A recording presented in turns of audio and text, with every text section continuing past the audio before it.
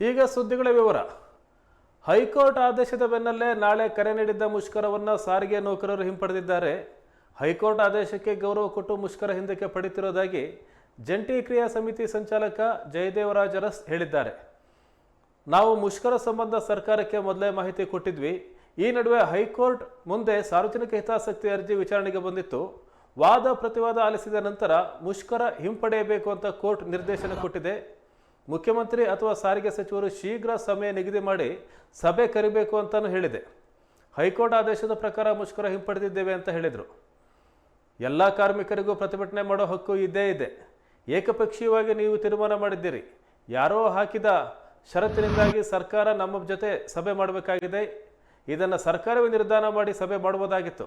High court ಸೂಚಿಸಿರುವ ಪ್ರಕಾರ ಸರ್ಕಾರದ ಜೊತೆಗಿನ ಸಭೆಯನ್ನು ಸದುಪಯೋಗ ಮಾಡಿಕೊಳ್ತೇವೆ. ನಮ್ಮ ಒಂದಿಷ್ಟು ಮನವಿಯನ್ನು ಕೂಡ ಹೈಕೋರ್ಟ್ ಗಮನಿಸಿದೆ ಅಂತ ಜಂಟಿ ಕ್ರಿಯಾ ಸಮಿತಿ ಪ್ರಧಾನ ಕಾರ್ಯದರ್ಶಿ ವಿಜಯ್ ಭಾಸ್ಕರ್ ಹೇಳಿದ್ದಾರೆ.